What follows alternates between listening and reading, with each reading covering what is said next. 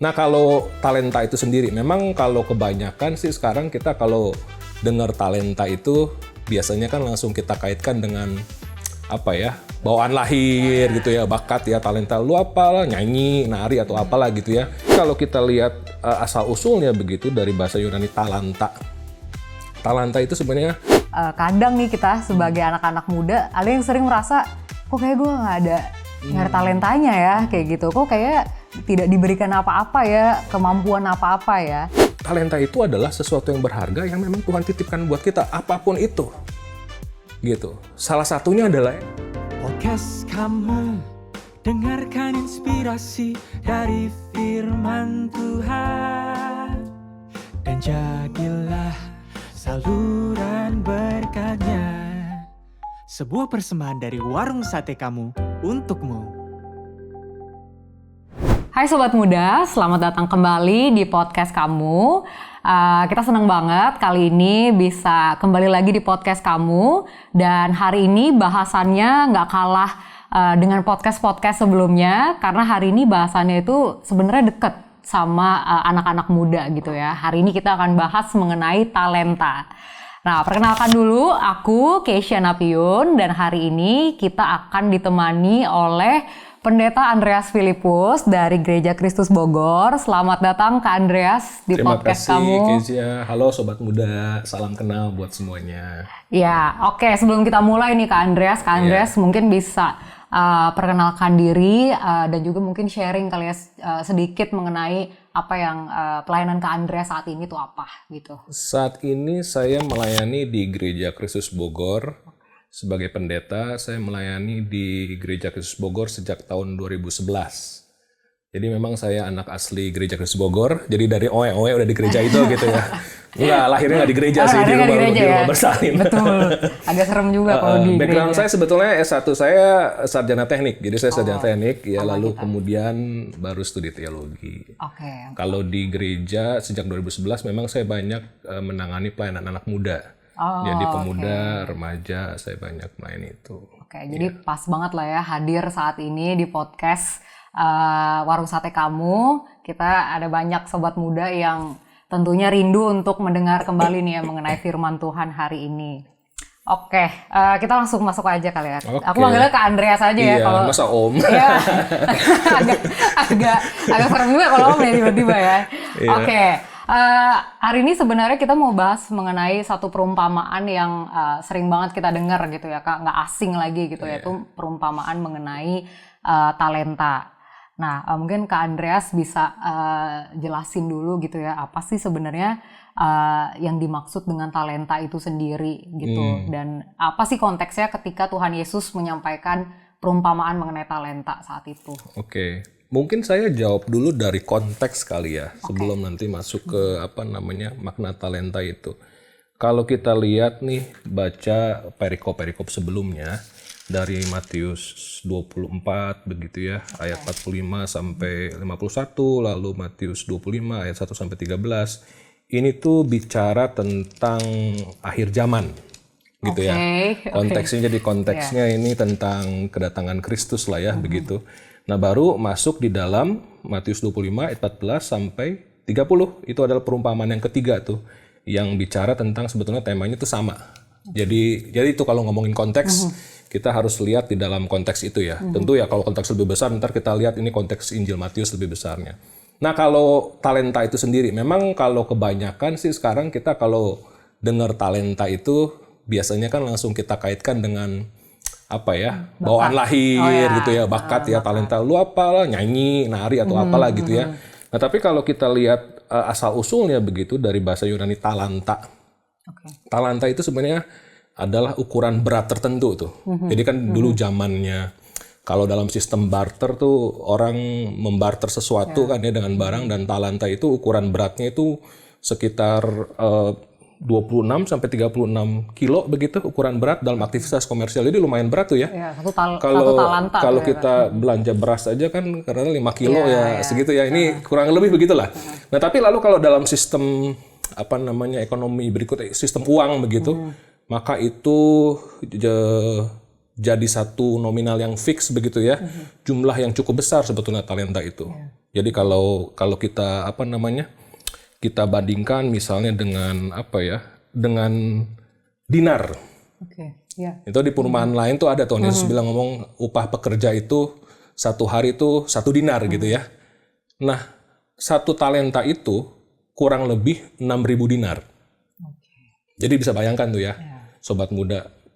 1 talenta sekitar 6.000 dinar. Upah pekerja 1 hari itu 1 dinar. Jadi kalau 1 talenta itu berarti 6.000 hari bekerja. Itu mungkin kalau dikalikan sekitar 16 tahun kali ya bekerja ya. Gambarannya gitu lah. Jadi talenta itu suatu jumlah yang besar sekali begitu. Jadi itu. Dan kalau kita lihat misalnya bandingin dengan terjemahan bahasa Indonesia masa kini ya. Itu menarik loh, di bahasa Indonesia masa kini itu diterjemahkan, kalau di sini kan orang dikasih 5 talenta, dikasih 2 talenta, dikasih 1 talenta ya. Nah, terjemahan BMK tuh saya pikir menangkap tuh makna aslinya talenta. Karena diterjemahkannya begini, 5.000 uang emas. Gitu. Jadi yang hamba yang pertama itu dipercayakan 5.000 uang emas, hamba yang kedua dipercayakan 2.000 uang emas, hamba yang ketiga dipercayakan 1.000 uang emas. Jadi ini jumlah yang besar sekali yang dipercayakan kepada ketiga hamba ini, gitu. Oke, berarti kalau misalnya dalam konteks dulu tuh ya seperti uang harta, betul. gitu ya. Jadi konteksnya begitu. Ya, kalau misalnya itu kan saat itu ya Kak. Kalau misalnya berarti konteksnya saat ini gitu Kak. Apakah talenta itu masih sama? Maksudnya kan ada juga yang bilang tadi bakat gitu ya. Ada yang bilang mungkin apa yang dipercayakan gitu kan bisa dalam bentuk harta juga gitu. Iya. Nah memang ini sih ya namanya kata itu kan pasti mengalami yang namanya pergeseran makna ya. Gitu. Nah kayaknya sebagai pembaca Alkitab itu memang kita harus aware banget. Ini kan Alkitab tidak ditulis dalam bahasa Indonesia. Begitu kan? Kalau Perjanjian Baru ditulis dalam bahasa Yunani, sehingga kita perlu hati-hati begitu ketika kita membaca kata talenta. Kalau kita lihat ke kamus bahasa Indonesia, tentu artinya ya pasti bakat, bawaan lahir gitu ya. Tetapi kan masalahnya kitab Injil Matius ini tidak ditulis oleh orang Indonesia dan tidak dengan bahasa Indonesia. Jadi makna talenta sekarang itu tentunya beda dengan makna dulu. Jadi kalau kita memahami bagian ini dengan baik, tentunya kita harus balik dulu nih. Maknanya seperti apa, begitu. Nah, kalau bicara talenta di bagian ini, nah itu memang jadi sebuah diskusi ya, kalau di dunia akademis. Karena pertanyaannya begini, sebetulnya talenta ini mengacu ke apa sih? Begitu. Karena kan kalau secara umum pesannya ini tidak ada perdebatan sebetulnya. Pesannya adalah ada Tuhan yang menitipkan sesuatu yang nilainya sangat berharga ya dalam bentuk talenta, ada yang 5, ada yang 2, ada yang 1. Itu no question lah. Lalu hamba-hamba ini diminta untuk setia gitu kan mengelolanya. Nah tapi pertanyaannya adalah ini si talenta ini tuh mengacu kemana gitu loh. Ini yang jadi jadi pertanyaan besar sebetulnya. Yang paling populer kan tentunya tadi ya yang Kezia bilang ya. Betul. Yang paling populer kan kemampuan orang. Iya, bakat. Bakat dan segala macam. Nah tapi sebetulnya kalau kita tadi balik lagi ke konteks awal itu talenta, itu kan bicara masalah uang ya. Dan sebetulnya kayak penafsiran tentang talenta itu bukan sesuatu yang baru juga sih. Saya sempat cek begitu ya, salah satu bapak gereja namanya Yohanes Christosomus, hidup abad keempat, dia juga mengatakan bahwa talenta ini sebagai kemampuan tiap orang. Atau misalnya tokoh reformator Johannes Calvin mengaitkan talenta ini juga dengan yang disebut dengan karunia roh gitu ya, karunia rohani begitu kan ya. Nah, tetapi kita juga harus lihat konteks Matius saya pikir. Kalau saya sih melihatnya begini ya, Kezia dan juga sobat muda. Biasanya talenta itu kenapa dipahami sebagai bakat? Saya pikir itu ada kaitannya sama ayat 29. Ayat 29 kan ngomong gini ya.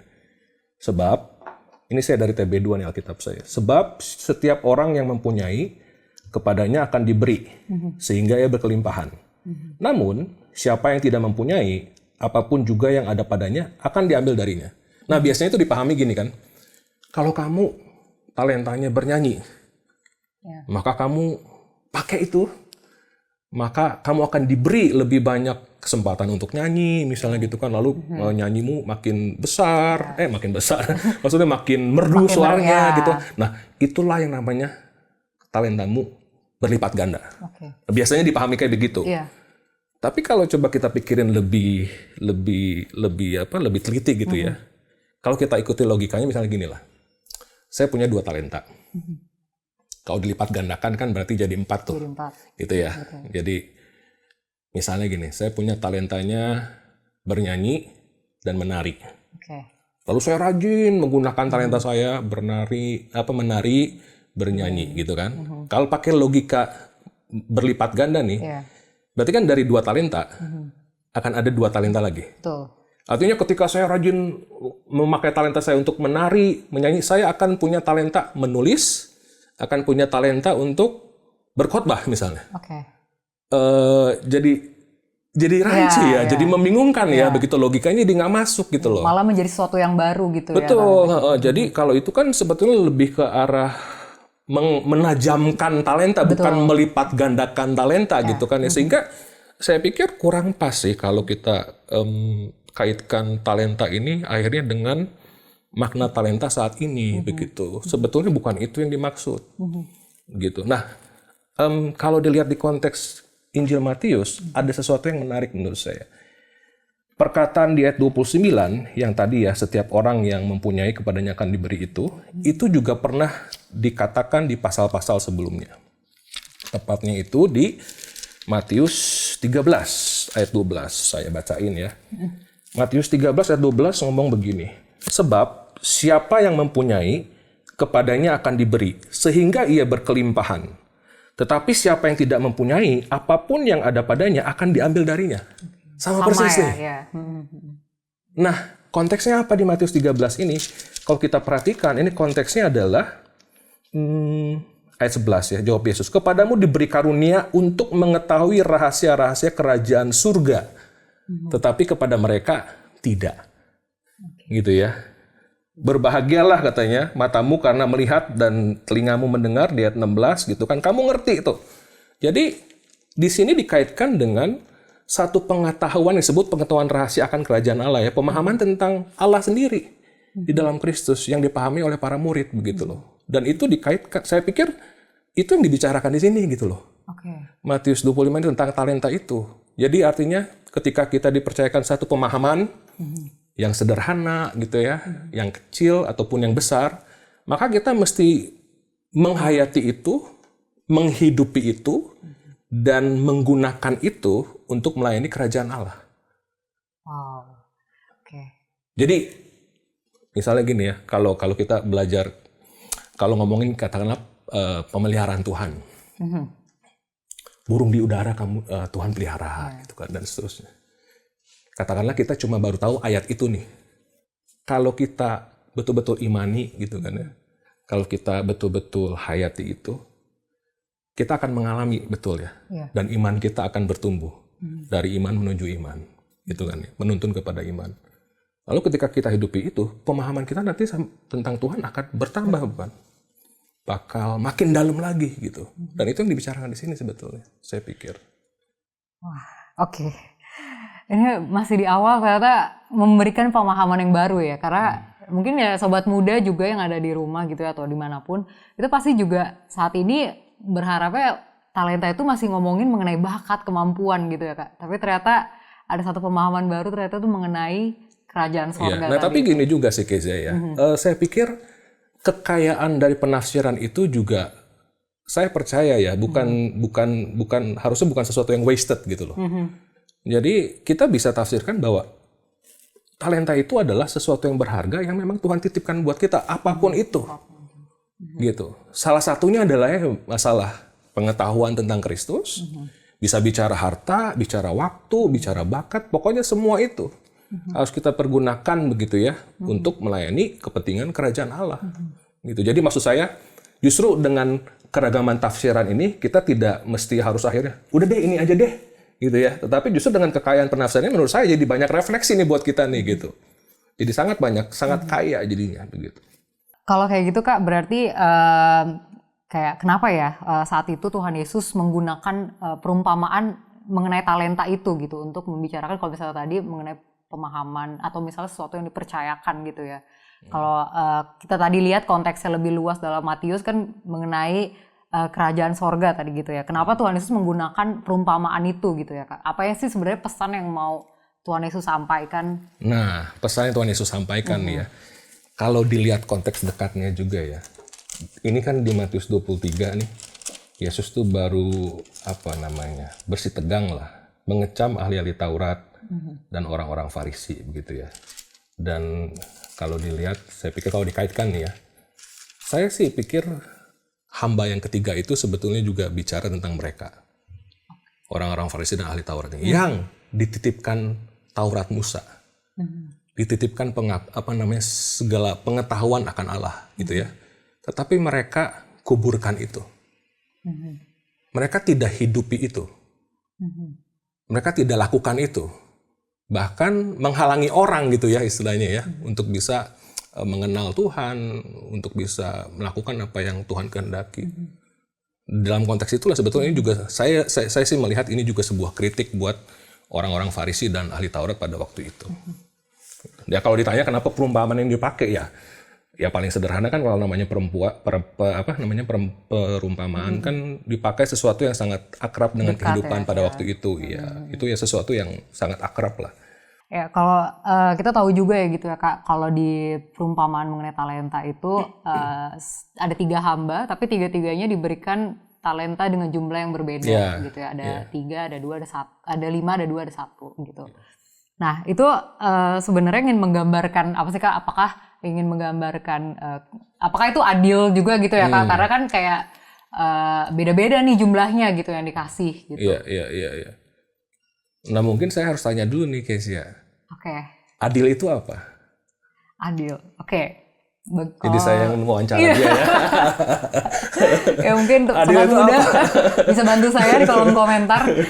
Ya, kalau adil ya Kak, adil ya kalau menurut saya sih adil itu diberikan sesuai dengan kemampuannya sih. Sesuai dengan kemampuannya. Iya. Jadi bukan sama rata dong ya berarti. Ya. Kalau misalnya ada dalam sebuah kelas nih, saya sebagai guru, saya ngajar 40 orang siswa, besok ulangan atau ujian. Besok saya kasih, biar happy semua saya kasih 100. Sama rata semuanya, 100. Adil gak? Enggak dong Kak. Kenapa? Kan beda-beda dia bagaimana. Effortnya, Iya, ada yang effortnya belajar, beda-beda. ada yang enggak. Yang Betul. happy adalah yang nggak belajar kali ya. Iya dong. Yang belajar dikasih 100 happy banget. Iya. Cuma yang belajar mati-matian, lalu semua dikasih 100, akan teriak-teriak, ini guru kagak adil gitu loh. Iya.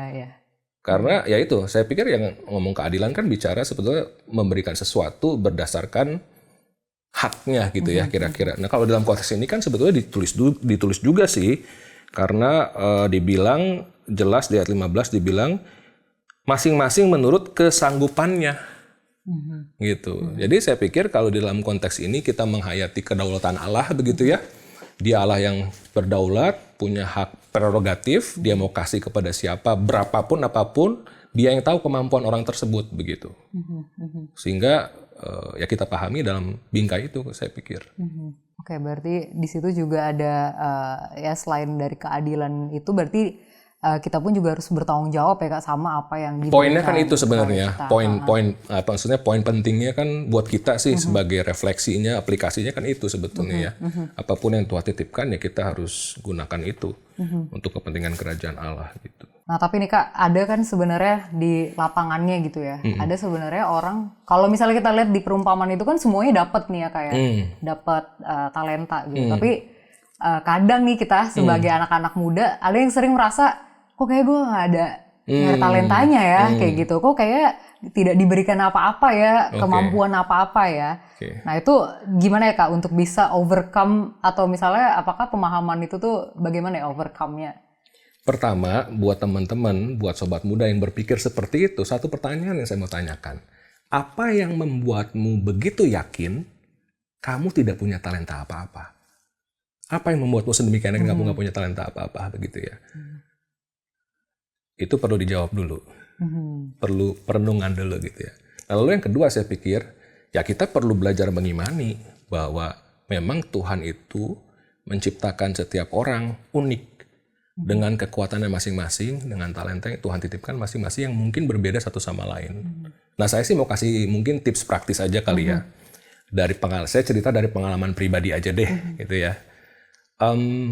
Saya cerita sedikit. Jadi saya ini secara training begitu ya, dan juga rekam jejak pelayanan, saya itu tidak banyak melakukan pelayanan eksternal. Jadi misalnya pelayanan misi gitu ya, pelayanan katakanlah berhubungan dengan masyarakat itu. Jadi rekam jejak saya kan pelayanan itu mulai dari remaja lah ya, remaja, masa kuliah, bahkan waktu internship, sekolah teologi gitu. Saya nggak banyak punya pengalaman itu. Nah, lagi tahun 2017, jadi kami itu tim rohaniwan lah di gereja kami begitu. Kami biasanya itu sharing beban. Kira-kira nih masing-masing dari rekan nih mau mendampingi bidang apa gitu ya. Kira-kira kan ada beberapa bidang di gereja kami. Nah, saya sih udah berpikir, saya trainingnya teologi, saya pengen punya beban, punya banyak mimpi gitu ya, mendampingi bidang pembinaan atau bidang peribadahan. Karena saya juga pemusik, saya juga punya passion dalam hal ibadah gitu ya. Singkat cerita begitu. Lalu rekan-rekan yang lain juga sharing nih. Semua sharing gitu kan. Nah, ada satu bidang yang lewat sharing itu tuh nggak ada yang berminat gitu di situ. Nah, itu adalah bidang misi dan eksternal. Pelayanan keluar. Nggak ada satupun yang mau situ kan. Waduh, tapi nggak mungkin kan nggak ada yang dampingi gitu loh. Jadi harus ada yang pegang ini. Singkat cerita, ya sudahlah. Waktu itu saya terpaksa gitu ya. Saya ambil bidang itu dan mendampingi itu. Ya sudah, saya jalani gitu kan. Walaupun saya nggak punya pengalaman sama sekali, saya merasa talenta saya bukan di situ gitu. Talenta saya bukan di situ. Talenta saya itu di ngajar dan lain. Gua disuruh bangun relasi sama katakanlah agama lain lah, ke masyarakat. Wah, itu bukan gua banget lah begitu ya. Bukan gua banget gitu. Tapi singkat cerita, ketika saya mengeksplor area baru dengan satu doa gitu ya, di dalam doa, Tuhan tolong saya nggak punya pengalaman apa-apa nih, tapi saya mau belajar. Tuhan titip, walaupun terpaksa, tapi oke lah, menghayati juga ya itu ya, struggle juga. Oke, gua kan hamba nih, oke lah, gua lakukan lah, Tuhan suruh gua ini, gua lakukan lah gitu ya. Saya explore, singkat cerita ya, ternyata bisa loh. Dan saya menemukan ternyata saya punya talenta di situ juga. Itu saya baru menemukan di situ loh. Bayangin ya, 2017. Sejak saya lahir, nggak usah sebut umurnya lah ya. Sejak lahir saya baru menyadari ternyata saya tuh, sekalipun saya ini orang introvert ya sebetulnya, tapi saya bisa ternyata membangun relasi dengan komunitas lintas iman. Saya bisa masuk ke masyarakat secara luas. Saya itu rutin belusukan ke area di belakang gereja gitu. Saya rutin ke belakang menyapa warga. Warga pun tahu kalau saya ke belakang bilang Pak Pendeta gitu ya. Ternyata bisa loh. Kalau saya tidak mengeksplor area baru, saya nggak akan pernah tahu. Nah, mungkin itu kali ya tips praktis buat sobat muda yang merasa gua nggak bisa apa-apa nih, gua punya talenta. Lu udah eksplor area baru belum? Gitu. Ya. Jangan-jangan kita udah membatasi diri kita sendiri loh, gitu ya. Udah, wah gue kayaknya nggak bisa deh begitu. Explore new area. Ya, gitu. Benar. Apalagi sekarang zamannya udah sangat akses tuh banyak banget ya Kak. Betul, banyak akses banget. Udah banyak banget dan kita sebenarnya nggak ada kata di mana kita nggak bisa explore something new. Jangan gitu explore-nya hal-hal yang negatif. Nah, itu tolong dikurangi ya teman-teman ya. Explore hal-hal positif gitu. Area pelayanan baru yang kayaknya nggak bisa deh. Lu explore dulu begitu. Iya, benar-benar. Iya. Ya itu something yang memang anak muda harus lakukan gitu ya. Apalagi yang masih muda gitu ya. Kita masih muda waktunya untuk Dan saya explore. juga meyakini ya. Bisa jadi nih 5 tahun 10 tahun ke depan saya menemukan hal yang baru lagi dalam diri saya. Benar-benar. Gitu kan. Sekarang saya juga kan saya selalu suka ya dengan istilah saya ini sedang on the way dalam perjalanan. Bukan hanya mengenal Tuhan, tapi juga mengenal diri saya sendiri. Jadi bisa jadi saya akan menemukan satu hal lagi yang ternyata gue punya Kemampuan di sini Tuhan titipin ya. Iya. Nah, saya gimana bisa tahu kalau saya nggak coba hal yang baru kan? Gitu. Itu yang tadi juga ya Kak, mengenai talenta yang dilipat gandakan itu menjadi sesuatu yang baru, itu bisa juga ya. Yes, betul. Oke. Iya. Dan aku juga percaya sih bagaimana kalau kita setia dulu dalam hal-hal kecil gitu ya. itu yang pasti akan dipercayakan hal-hal yang besar lagi gitu ya. Jadi mungkin sobat muda nih banyak yang melihat hal-hal besar dulu gitu Kak, talentanya gitu kan. Iya. Daripada melihat hal-hal yang ternyata kecil-kecil tapi ternyata Tuhan percayakan juga loh sama mereka gitu. Itu kayaknya penyakit banyak orang dewasa ini ya. Ya bener sih. Penyakit banyak orang gitu. Pengennya sesuatu yang spektakuler, sesuatu yang wonderful, yang luar biasa lah ya gitu ya. Ya ngomongin pertumbuhan gereja aja misalnya gitu ya. Orang pengen gerejanya bertumbuh besar. Oh, gerejanya ribuan, 10.000. Lu nggak lupa ya, itu gereja yang 10.000 dulu mulainya mungkin 10-15 orang. Iya, betul. Dan mereka bertekun, berdoa, setia melakukan hal-hal yang mungkin remeh-temeh kecil selama bertahun-tahun, belasan tahun baru jadi begitu. Iya, benar.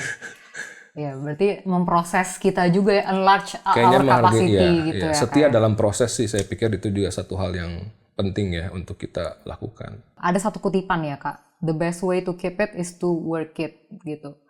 Jadi ada ya mungkin ketika kita mendapatkan satu kepercayaan gitu ya. Kadang ada orang yang misalnya harta nih Kak, ini mungkin deketnya sama harta nih ya Kak ya. Misalnya kita dipercayakan suatu harta gitu ya. Ya udah karena ini udah besar nih, maksudnya kita udah punya satu harta ini, ya udah kita simpen aja, kita nggak mau share dengan orang lain gitu ya. Apakah hal ini juga applies juga di mengenai talenta ini gitu kan? Bisa sebetulnya. Yang paling basic kan kita harus sadari bahwa segala sesuatu dalam hidup kita itu kan titipan. Ya, titipan untuk harta juga titipan, nafas kehidupan juga titipan. Jadi kalau kita dikasih harta besar, tanggung jawabnya itu besar. Besar banget gitu kan. Iya. Kalau kata itu siapa? Omnya Spider-Man, with great power comes great responsibility. Uncle-nya Spider-Man. Jadi ya justru dengan menggunakan talenta itu harusnya kita bisa memberkati orang lain gitu ya. Dengan pengetahuan yang besar. Ya ngomongin kita punya banyak pengetahuan teologi lah katakan, itu tanggung jawabnya kan besar. Bukan hanya untuk menghidupi apa yang kita tahu, tetapi kan juga membagikannya kepada mereka yang belum tahu. Gitu. Ya karena kita juga pengennya nggak hanya kita ya Kak yang punya pengetahuan akan kerajaan sorga, kalau tadi kita balik lagi ke konteks itu ya. Tapi kita juga pengen orang lain mempunyai pengetahuan yang sama juga mengenai kerajaan sorga gitu. Oke Kak, mungkin ini juga nih hal yang sering juga nih ya dirasakan ya mengenai tadi kan kalau Kak Andreas itu bilang bahwa dalam proses untuk mengerjakan talenta itu adalah suatu proses, suatu journey gitu kan, menemukan diri sendiri dan mengalami Tuhan gitu ya. Tapi pasti dong ada di tengah-tengah proses itu ada tuh yang namanya ketakutan, ada yang namanya mungkin kayak tadi kan Kak Andreas dipercayakan satu bagian yang tadinya bukan Kak Andreas pengen bukan gitu ya gitu kan. Berarti kan kayak pasti ada gue bisa nggak ya gitu atau resiko-resiko gitu kan di depan tuh seperti apa gitu. Nah mungkin ada juga di sobat muda yang takut gitu justru untuk memulai hal baru gitu. Nah itu gimana Kak Andreas mungkin bisa berbagi saat itu tuh gimana menghadapi ketakutan itu? Simple sebetulnya. Oke. Melangkah dengan iman. Simple tapi iman sekecil apapun ya. Maksudnya kan bukan berarti kita tuh dengan iman kan bukan berarti tidak ada keraguan ya. Kita kadang-kadang ragu, tapi sekalipun saya ada keraguan, saya mau meyakini Tuhan akan pelihara, Tuhan akan tuntun. Itu kan salah satu doa saya favorit itu di Markus itu, orang tua yang disembuhkan kan dibilangnya, aku percaya, tolonglah aku yang tidak percaya ini. Wah saya pikir itu doa yang indah banget ya. Karena kenyataannya kan seperti itu ya. Kita percaya sama Tuhan, tapi juga mungkin ada aspek-aspek ketidakpercayaan dalam diri kita. Ya melangkah. Gitu. Ketika melangkah, kita akan betul-betul melihat Tuhan akan pimpin, Tuhan akan pelihara, Tuhan akan tuntun gitu.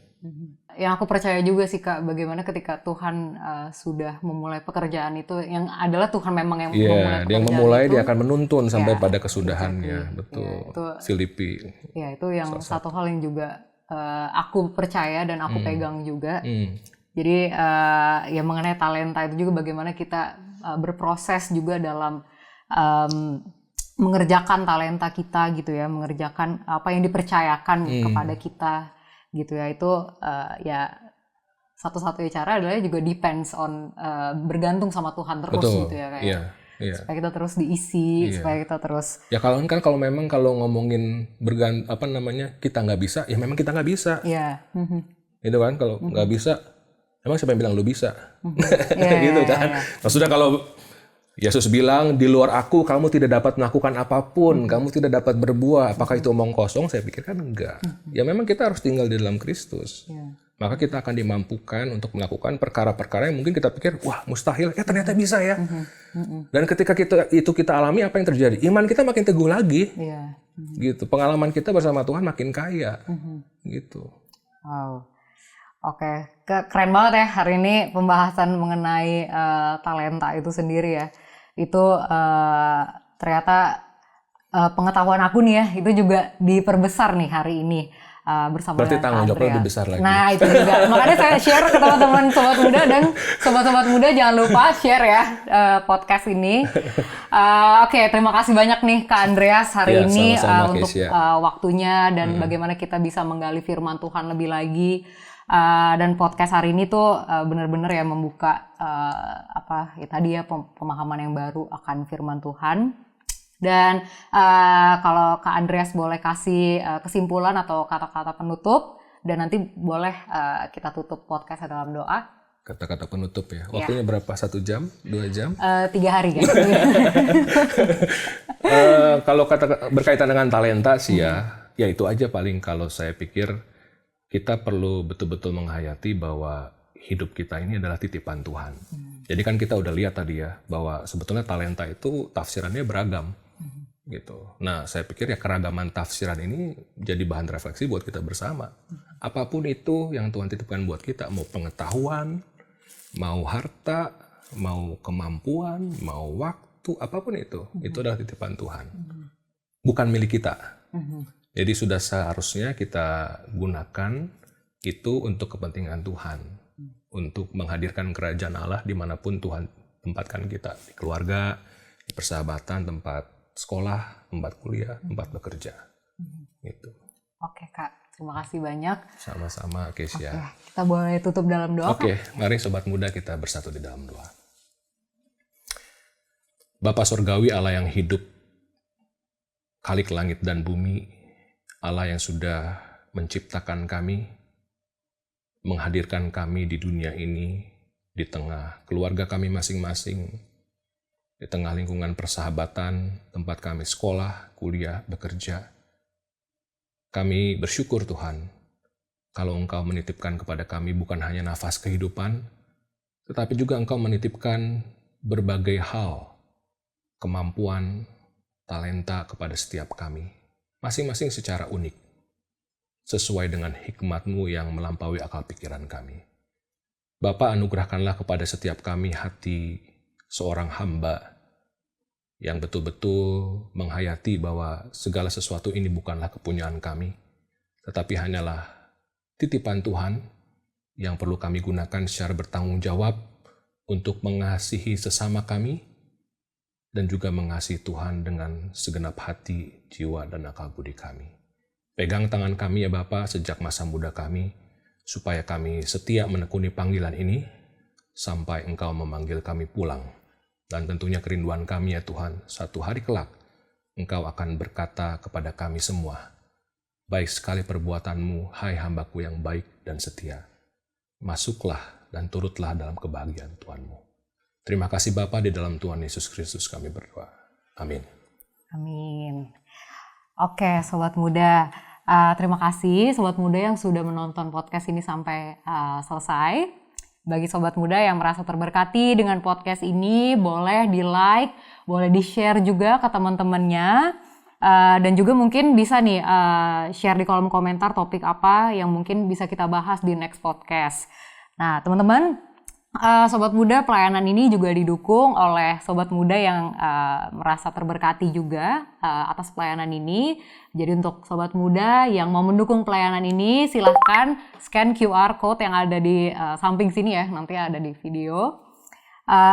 Atau boleh juga kunjungi website kami di warungsatekamu.org. Dan supaya kamu nggak ketinggalan info-info dari pelayanan Warung Sate Kamu juga bisa follow sosial media kita.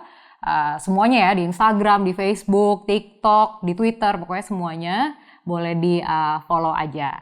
Oke, see you Sobat Muda di podcast selanjutnya. Tuhan Yesus memberkati. Sampai ketemu, Tuhan memberkati. Terima kasih telah mendengar podcast kamu. Kami berdoa kiranya podcast ini menolongmu semakin bertumbuh mengenal Tuhan. Jangan lupa juga untuk follow channel podcast ini, karena akan ada konten-konten menarik yang akan kami upload secara reguler. Sampai jumpa lagi. Podcast kamu, persembahan dari Warung Sate Kamu.